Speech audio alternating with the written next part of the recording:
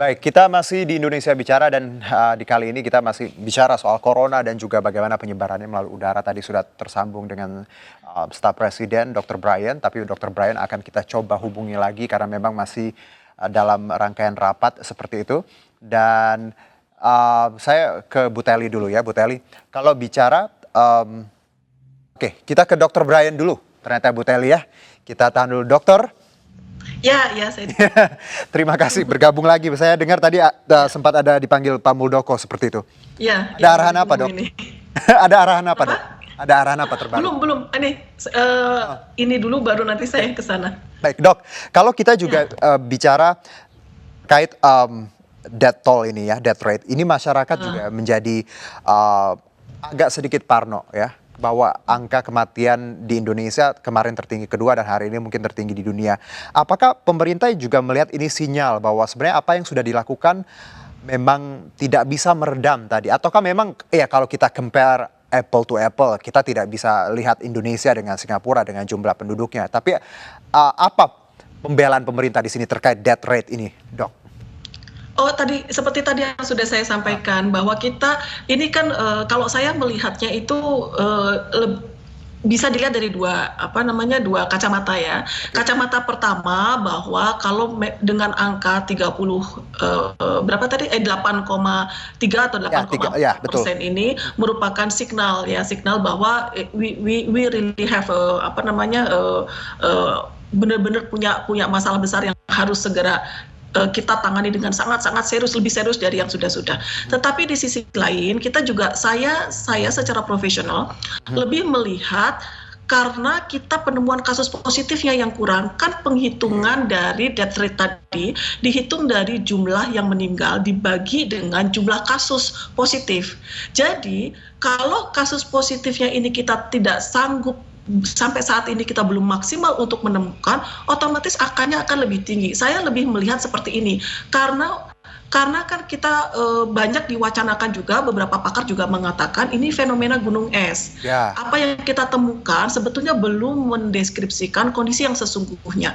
Nah, itulah sebabnya salah satu yang menjadi dasar kenapa kami mendorong supaya penggunaan rapid test ini bisa diterapkan, walaupun kita tahu tadi harus diwaspadai kelemahan dari rapid test ini karena dia ada false negatif dan false positifnya. Jadi tetap harus dikombinasi dengan metode PCR yang golden standard yang direkomendasikan oleh WHO dan harus disertai dengan komunikasi yang baik kepada publik. Maksudnya begini, dengan rapid test tadi kalaupun hasilnya positif, tidak selalu bahwa pada saat itu dia betul-betul mempunyai virus COVID-19 yang masih aktif. Tetapi kalau hasilnya negatif belum tentu juga bahwa dia itu bebas dari virus ini. Gitu. Nah ini harus walaupun kecil ya persentasenya, tapi ini harus dikomunikasikan dengan baik supaya orang kemudian tidak terjebak. Begitu hasilnya negatif, mau dikonfirmasi ulang supaya bisa menemukan virusnya dengan PCR, kemudian hasilnya positif ya dengan rapid test ini, kemudian dikonfirmasi ulang dengan rapid test, kenapa hasilnya negatif?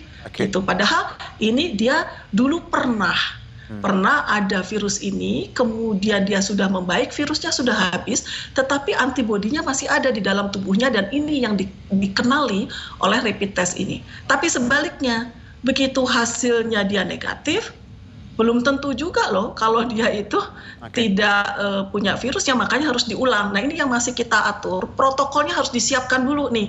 Sebelum kita menggunakan, ini protokolnya belum ada soalnya. Jadi protokol artinya kita harus kombinasikan protokol penggunaan rapid test ini dengan penggunaan PCR, bagaimana supaya ini bisa melengkapi gitu. Jadi fungsinya adalah sebagai early detection untuk penapisan dini. Dok, satu mungkin sebelum kita akhiri pembicaraan karena saya tahu Dr. Brian masih akan menjalani banyak sekali koordinasi. Kalau bicara lagi Dok, lockdown, sebenarnya Indonesia siap nggak sih Dok dengan ini? Karena kita tahu bicara ini resikonya luar biasa, logistik. Saya juga barusan baca Ibu Sri Mulyani menyebutkan somehow ini bukan soal uang, tapi lebih bagaimana SDM, karena delivery food tadi hal-hal yang lain itu yang masih direncanakan. Anda melihat kemungkinan itu ke depan? Saya dan semua mungkin berharap ini tidak akan terjadi, tapi seperti apa? Kalaupun ada persiapan untuk menuju situ atau seperti apa, Bu? Ya, yang jelas begini, kalau kita melihat ke undang-undang kekarantinaan kesehatan yang kita miliki, Undang-Undang Nomor 6 Tahun 2018, kita sebetulnya tidak mengenal istilah lockdown. Betul. Yang kita kenal itu istilah isolasi, karantina, dan social distancing atau pembatasan sosial skala besar. Baik. Nah, karantina sendiri itu kan ada beberapa macam. Saya menduga bahwa yang disebut dengan lockdown itu mungkin karantina wilayah atau lebih ketat dari karantina wilayah ya. Wilayah, Nah, ya, jadi ada syarat-syarat bagaimana karantina wilayah itu harus diterapkan. Misalnya adalah di situ disebutkan jika terjadi, kalau di terjemahan bebasnya itu bila terjadi local transmission, begitu. Artinya seperti tadi saya sudah sampaikan bahwa kita memang harus siap dengan skenario terburuk gitu. Nah, sekarang ini sedang dipersiapkan untuk itu. Bukan berarti bahwa kita juga tidak berharap itu terjadi, but we have to be ready for that. Begitu. Nah, ini makanya rapat terbatas hari ini kan juga termasuk membicarakan itu ya, secara keuangan harus bagaimana. Yang jelas arahan dari Bapak Presiden mengatakan bahwa kita harus siap untuk realokasi dan refocusing, di mana kita akan fokus pada kesehatan ini. Pada bulan-bulan ke depan kesehatan akan menjadi perhatian utama dari pemerintah. Karena kita tahu, Dok, Indonesia topografinya unik sekali, tidak bisa disamakan dengan negara-negara lain yang punya cuma satu wilayah besar. Kita punya pulau dan juga laut. Dok, terima kasih sekali atas insight-nya. Saya dan semua rekan-rekan berdoa untuk yang terbaik, dan saya juga mengapresiasi pemerintah dan apapun itu, karena kita tahu tujuan kita baik walaupun masih banyak kekurangan ya, Dok ya. Terima kasih, Dr. Brian. Terima kasih. Saya pamit dulu. Thank you. Baik, Dr. Telly, tadi kita sudah dapat banyak insight dari Dr. Brian. Kembali, Dr. Telly, bahwa penularan lewat udara memang bisa terjadi. Masker juga salah satu pencegahannya tadi, walaupun masker biasa dirasa kurang. Nah, kalau bicara rapid test yang diwacanakan, screening masif sebelumnya, Anda melihat langkah ini apakah cukup baik atau sebenarnya mana yang bisa dilakukan pemerintah untuk saat ini? Oke, gold standar adalah kultur ya, kultur virus. Tapi karena kultur virus itu sulit dan susah dilakukan dan perlu beberapa hari, yang kita akan beralih ke gold standar real time PCR atau RT-PCR. PCR tadi. Ini untuk PCR ini memerlukan 3 hari, 1 sampai 3 hari. 1 sampai 3 hari. Nah, ini memang butuh waktu, sedangkan masyarakat menginginkan diagnostik yang lebih cepat. Nah, dan keputusan apakah karantina atau tidak.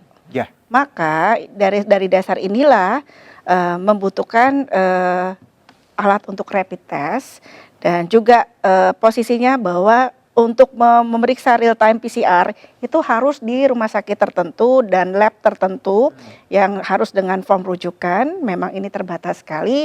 Dan ada keterbatasan untuk juga untuk transportasi ke sana, dan kemudian pemeriksaan jumlah PCR per hari juga pasti ada limitnya. Jadi untuk mengantisipasi overload dari permintaan dari masyarakat, maka mulai sekarang akan diwacanakan untuk menggunakan PCR, menggunakan rapid test. Nah, rapid test ini ada 2, tapi prinsipnya berdasarkan antibodi, yaitu serologi IgG IgM. Nah, tentu saja karena ini antibodi, maka yang kita mulai dahulu kalau virus itu masuk ke dalam tubuh kita, ini pasti IgM yang akan naik dulu. Kemudian IgM itu menemui titik puncak, kemudian dia akan turun, baru IgG akan timbul. Jadi kita membutuhkan waktu yang lebih lama. Nah, sedangkan kita harus lihat paparan pasien terhadap kontaknya itu dihitung. Contoh, kalau dia baru balik dari negara ataupun rumah sakit ataupun kontak erat, kita akan hitung. Nah, hitung posisinya dari beliau terkontak erat sampai 14 hari kemudian. Biasanya kita minta dirumahkan atau self isolation, walau kita misalnya tidak bisa memeriksa untuk pemeriksaan real time PCR. Nah, sekarang kalau ada real time PCR, waktu yang terbaik kapan yang kita bisa periksa? Maka kalau untuk IgM itu paling cepat 2 hari. 2 hari. Nah, ya, setelah itu dia akan naik kemudian turun. Sedangkan kemudian untuk IgG posisinya paling cepat hari ke-6. Nah, untuk itu IgG IgM kemudian yang paling baik kita akan lakukan untuk diagnostik positif itu 8 sampai 12 hari. Maka banyak yang menganjurkan karena pada saat pasien tersebut ternyata positif, tapi hasil rapid test atau IgG IgM antibodinya ternyata negatif, itu harus diulang lagi untuk beberapa hari kemudian. Sebaiknya dalam rentang 8 sampai 12 hari. Sehingga bisa mendapatkan hasil yang positif. Dengan kata lain bahwa itu kenapa harus tadi diam di rumah. Diam di rumah. Karena belum tentu hasil negatif di awal bisa sama 8 hari kemudian. Ya, betul. Jadi harus melakukan self isolation, kemudian juga social distancing, menerapkan hand hygiene, harus memakai masker dan untuk seluruh kerabat atau anggota keluarga yang di rumah harus memakai masker juga. Itu kenapa tadi kita punya tadi rule bahwa siapapun yang tadi ODP, orang dari baru pulang dari luar negeri, dari rumah sakit pun, ketika ada urusan di sana memang harus tadi self isolation. Karena memang rule-nya seperti itu ya, Dok. Karena mungkin di awal negatif, tapi 8 hari kemudian kita tidak pernah tahu seperti itu. Kalau hasilnya bisa berubah. Kita akan jeda dulu, tetap bersama kami di Indonesia Bicara. Ini yang banyak.